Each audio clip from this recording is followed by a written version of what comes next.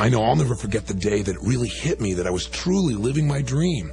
I was flying my jet helicopter from a business meeting in Los Angeles, traveling to Orange County on the way to one of my seminars. And as I flew over the city of Glendale, California, I suddenly recognized a large building, and I stopped the helicopter and hovered above it, which is kind of a fun thing to do in a helicopter you can't do in a plane. And as I looked down, I realized this is the building that I'd worked in as a janitor a mere 12 years ago. In those days, I've been concerned about whether my 1960 Volkswagen would hang together for the 30-minute trip to work. My life had been focused on how am I going to survive. I felt alone and I felt fearful. But that day, as I hovered there in the sky, I thought, what a difference a decade can make. I did have a dream back then, but at the time it seemed like it would never be realized. Today, though, I've really come to believe that all my past failures, all my frustrations were actually just laying the foundation for the understandings that have created the new level of living I now enjoy. As I continued my flight south along the coastal route, I spotted dolphins playing with the surfers in the waves below. It's a special sight that my wife Becky and I treasure as one of life's special gifts. Finally, we reached Irvine, California, and as I began to look below, I was a little disturbed when I saw that the off-ramp to my seminar was jammed with bumper-to-bumper traffic for more than a mile. I thought to myself, boy, I hope whatever else is going on tonight gets started soon so that the people coming to my seminar can arrive on time. But as I started to descend down to the helipad, I began to see a brand new picture. Thousands of people being held back by security just where I was about to land. Suddenly, I began to grasp the reality. The traffic jam had been caused by people coming to my event. Although we'd expected only 2,000 people, I was facing a crowd over 7,000 and in an auditorium that would only hold 5,000. When I walked into the arena from the landing pad, I was surrounded by hundreds of people who wanted to give me a hug or tell me how my work had positively impacted their lives. The stories they shared with me were absolutely incredible. I was so touched by the emotions in the room that I got choked up. And after I was introduced, at first I couldn't even speak. And as I looked out on the audience, I saw 5,000 smiling, cheering, loving faces. And in that moment, I realized I am living my dream. What a feeling to know that beyond a shadow of a doubt, I have information and strategies and philosophies and skills that could truly assist any one of these people in empowering themselves to make the changes they desire most. A flood of images and emotions started to flow over me. I began to remember an experience I had only a few years before, sitting there in my 400-square-foot bachelor apartment in Venice, California, all alone and crying. I remember listening to the lyrics of a Neil Diamond song. I am, I said, to no one there, and no one heard it all, not even the chair. I am, I cried, I am, said I, and I am lost, and I can't even say why, leaving me lonely still. I remember feeling like my life didn't even matter, as if the events of the world were controlling me. I also remember the moment my life changed, the moment I finally said, I've had it. I know I'm much more than I'm demonstrating, mentally, emotionally, physically. I'm more than what my life is showing right now. I made a decision in that moment which was to alter my life forever. I decided to change virtually every aspect of my life. I decided I would never again settle for less than I could be. Who would have guessed that this decision would bring me to such an incredible moment now? How could a young kid like me with nothing but a high school education have created such dramatic changes? My answer is simple. I learned to harness the principle I now call concentration of power. Most people have no idea of the giant capacity we can instantly command when we focus all of our resources on mastering a single area of our lives. Controlled focus is like a laser beam that we can use to break through anything that seems to be stopping us. I'm going to make a couple of assertions that you may find a bit bizarre, maybe even unbelievable. And the first one is, I believe I know who you really are. I believe you and I must be kindred souls. Your desire to expand has brought you to this program, and that tells me that you're someone who wants more. No matter where you are in your life right now, I know you want more. No matter how well you're doing or how challenged you may be, deep inside of you, there's a belief that your experience of life can and will be much greater than it already is. You're destined for your own unique form of greatness. Whether it's as an outstanding professional, a teacher, a business person, a mother, or a father. Most importantly, you not only believe this, but you've taken action. You've picked up this tape and now you're listening to it. I want to challenge you now to take the next step, the all-important step of actually using it. And now here's my second assertion. If you're willing to accept the challenge and really use the specific technologies you're learning here, you will achieve your dreams. This program, by the way, concludes with a specific plan that'll help you to create your own magnificent obsession, your own vision of what it would take for you to have a fulfilling future, a future in which you make a significant contribution to the world and vastly increase the quality of your life in the process, a future where you provide a rich environment for yourself and your family, and literally make your dreams real. These are not exaggerated claims. They're achievable goals. I can tell you my own magnificent obsession began with some simple questions. How can I take immediate control of my life? What can I do today that can really make a difference, that can help me and others to shape our destinies? How can I expand, learn, and grow, and share that knowledge with others in a meaningful and an enjoyable way? You see, I truly believe that we all have a sleeping giant within us. Each of us has a talent, a gift, our own bit of genius just waiting to be tapped. And I decided many years ago the most important way I could spend my life would be to invest it in something that would outlast it. I decided that somehow I must contribute in some way that would live on long after I was gone. Today, I have the incredible privilege of sharing my ideas and feelings with literally millions of people through my books and my tapes and television shows. And I've personally now worked with over 250,000 people in the last few years alone. I've assisted members of Congress, CEOs, presidents of companies and countries, managers and mothers, salespeople, accountants, lawyers, doctors, psychiatrists, counselors, professional athletes. I've worked with phobics, the clinically depressed, people with multiple personalities, and those who thought they had no personality. But now I have the unique good fortune of sharing the best of what I've learned with you. And for that opportunity, I'm truly excited and grateful. And you know something? Through all the challenges that I've been through personally and all the people that I've met, I've continued to recognize the power that individuals have to change virtually anything and everything in their lives in an instant. I've learned the resources we need to turn our dreams into reality are within us, merely waiting for the day when we decide to wake up and claim our birthright. Let these words you're hearing now be a wake-up call. Let this be your challenge to tap your God-given power to live life to the fullest. And I want you to know that I enter into this relationship with you with great respect. I may not be meeting you face-to-face right now, but my words are reaching you, and I'm deeply appreciative of the opportunity to join you in this journey of discovery and to really participate with you in the actualization of your deepest and truest potential. Life is a gift, and it offers each of us the privilege, the opportunity, and the responsibility to give something back by becoming more. Let's begin our journey right now by exploring decisions, the pathway to power.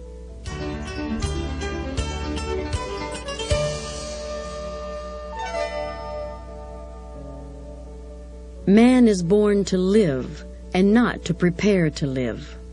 Boris Pasternak. Man is not the creature of circumstances. Circumstances are the creatures of men. Benjamin Disraeli. It is in your moments of decision that your destiny is shaped.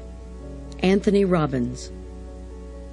In my first book, Unlimited Power, I made it abundantly clear that the most powerful way to shape our lives is to get ourselves to take action. The difference in the results that people produce comes down to what they've done differently from others in the same situation. Different actions produce different results. Why? Because any action is a cause set in motion, and its effect builds on past effects to move us in a definitive direction. And of course, every direction leads to an ultimate destination, or what we call our destiny. So if we want to really direct our lives, we must first take control of our consistent actions. It's not what we do once in a while that shapes our lives, but what we do consistently. So here's the key, the most important question. What precedes all our actions? What determines what actions we take and therefore who we become and what our ultimate destination is in life? What is the father of all action? The answer to all these questions is one word: decisions. Everything that happens in your life, both what you're thrilled with and what you're challenged by, began with a decision. I truly believe that it's in your moments of decision that your destiny is shaped. The decisions that you're making right now, as you listen to me, the ones you're making every day, will shape how you feel not only today, but how you're going to feel in the weeks, the months, and the years to come. See, it's true that you and I both know that there are people who are born with advantages. I don't deny that. People have had genetic advantages, environmental advantages, family advantages, or relationship advantages. Yet you and I also know that we constantly meet, read, and hear about people who against all odds have exploded beyond the limitations of their conditions by making new decisions about what to do with their lives. They've become living examples of the unlimited power of the human spirit. You see, if we decide to, you and I can make our lives one of those inspiring examples. How? Simply by making decisions today about how we're going to live in the years to come. The fact is, if you don't make decisions about how you're going to live, then you've already made a decision, haven't you? You've made a decision to be directed by the environment instead of shaping your own destiny. My whole life changed in one day, the day that I determined not just what I'd like to have in my life or what I wanted to become, but when I decided who and what I was committed to having and being in my life. That's a simple distinction, but it's a critical one. See, I decided I was committed to certain courses of action. When I made that commitment to those decisions, they became real and powerful. If I'd merely decided that I'd like to make a difference in the world or I'd like to create a better life for myself, then I'd simply been stating a preference. That's like saying I'm interested in making more money as long as I don't have to do anything. That's not power, that's a weak prayer, and it's made without even the faith to launch it. For your decisions to really make a difference in your life, it's absolutely imperative to decide what results you're committed to. And it's equally critical to decide what kind of person you're committed to becoming. So you have to set standards for what you consider to be acceptable behavior for yourself. And you got to decide what should you expect from those you care about. If you don't set a baseline standard for what you'll accept in your life, then you'll find it's all too easy to slip into behaviors and attitudes or even a quality of life that's far below what you deserve. You need to set and live by these standards no matter what happens. Even if everything goes wrong, even if it rains on your parade, even if the stock market crashes, even if your present lover leaves you, even if no one gives you the support you need, you still must stay committed to your decision, the decision that you'll live your life at the highest level. Does this raise some doubts in your mind? Do you wonder, oh, how am I going to be able to define these standards for myself? If so, stay with me. Together we'll define and create the future you really want. We're going to make this commitment something that's real, that's compelling, and that'll lead you to the fulfillment of your dreams. But you know what? Most people don't make these kinds of committed decisions. Instead of commitments, they make excuses. And you and I don't want to fall into this trap. They say the reason they haven't achieved their goals is because of the way their parents treated them. They're from a dysfunctional family. Tell me a functional family. I'll tell you what, I hear this all the time. Or they had a lack of opportunities, or a lack of education, or because they were too young or too old. But remember something, these are all conditions. And once again, it's not the conditions of your life that will determine your destiny, it's your decisions.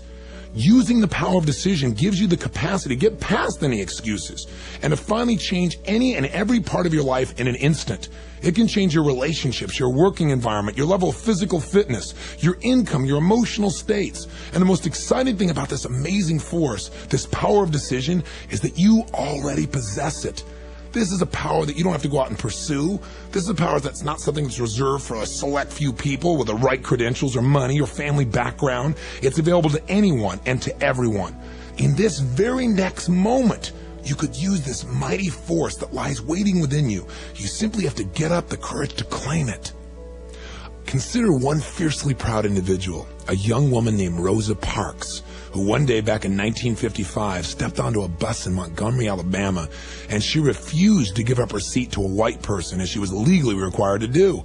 Her one quiet act of civil disobedience sparked a firestorm of controversy and became a symbol for generations to follow. Rosa Parks had made a committed decision. She held herself to a higher standard, and you and I can do the same. Will today be the day you finally decide that who you are as a person is much more than what you've been demonstrating? Will today be the day you decide once and for all to make your life consistent with the quality of your spirit by proclaiming, this is who I am, this is what my life is about, and this is what I'm going to do. Nothing will stop me from achieving my destiny. I will not be denied. Concerning all acts of initiative and creation, there is one elementary truth, that the moment one definitely commits oneself, then providence moves too. Johann Wolfgang von Goethe. We will either find a way or make one. Hannibal. If making decisions is so simple and powerful, then why don't just most people take Nike's advice and just do it? I think one reason is because most of us don't really recognize what it even means to make a real decision. We don't realize the force of change that a congruent and committed decision creates. Part of the problem is that for so long, most of us have used the term decision so loosely that it's come to describe something like a wish list. Instead of making decisions, we keep stating preferences. I'd like to quit smoking. I think I'd like to lose some weight. while making a true decision means cutting off any other possibility. In fact, the word decision comes from the Latin root de, which means from, and caedere, which means to cut. Making a true decision means committing to achieving a result and cutting yourself off from any other possibility. When you truly decide that you'll never smoke cigarettes again, that's it. It's over. You no longer even consider the possibility of smoking. After making a true decision, even a tough one, most of us feel a tremendous amount of relief. We've finally gotten off the fence, and we all know how great it feels to have a clear, unquestioned objective. See, this kind of clarity gives you power. With clarity, you can produce the results that you really want for your life. The challenge for most of us is that we haven't made a decision in so long we've forgotten what it feels like. We've got flabby decision-making muscles. So how do you strengthen those muscles? Give them a workout. The way to make better decisions is to make more of them. So use those muscles, then make sure you learn from each decision you make, including the ones that don't seem to work out in the short term. Recall again what Edison said, "I am not discouraged because every wrong attempt discarded is another step forward." Realize that decision-making, like any skill you focus on improving, gets better the more often you do it. And there are 3 decisions in particular that you've got to pay attention to because they shape every moment of your life. They truly control your destiny. Most of us make these decisions by default. That is, we leave them up to circumstances. But you can take control of these 3 decisions starting this moment. And by doing so, you literally begin to sculpt your experience and shape it the way you desire it. The 3 decisions that control our destiny are, number 1, your decisions about what to focus on in each moment that you're alive. Each moment you're making a decision about what to pay attention to. That decision about focus is shaping how you think, how you feel, and what you do. Second question is, what things mean to you? No matter what's happening around you, you have to determine, what does this mean? Is this good or bad? Does this affect my future, my present, my past? And of course, the most important question, number 3, what should I do now? This decision about what to do with any situation that you come across is clearly going to shape your actions and therefore your ultimate destiny. You see, it's not what's happening to you right now or what's happened to you in your past that determines who you become. Rather, it's your decisions about what to focus on, what things mean to you, and what you're going to do about them that'll determine your ultimate destiny. Know that if anyone is enjoying greater success than you are in any area, it's because they're making these 3 decisions differently from you in some way.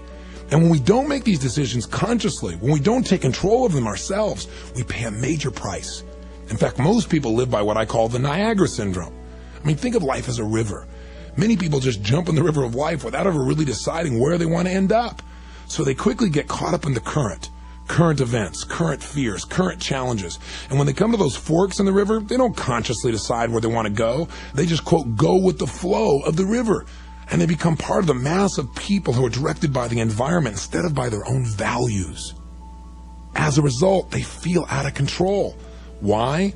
Because their decisions about what to focus on, what things mean, and what to do are being unconsciously directed by the environment. And they remain in this unconscious state until one day the sound of the raging water wakes them up, and they discover that they're 5 feet from Niagara Falls in a boat with no oars. At this point they say, oh shoot.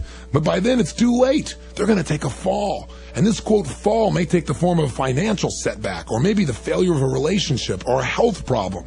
But whatever it may be, understand this.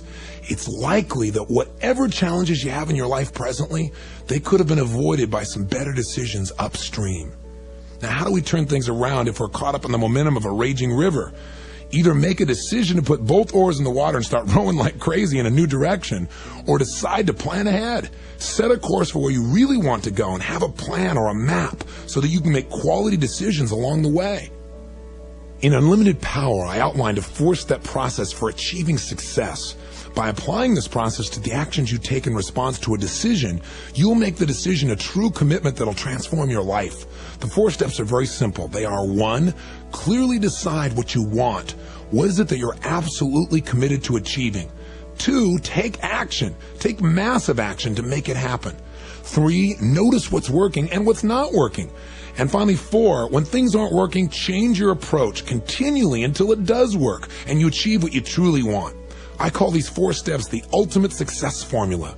This formula is both a prescription for and a description of success. It's a prescription because by following it with truly committed decisions, you can achieve success in virtually any endeavor.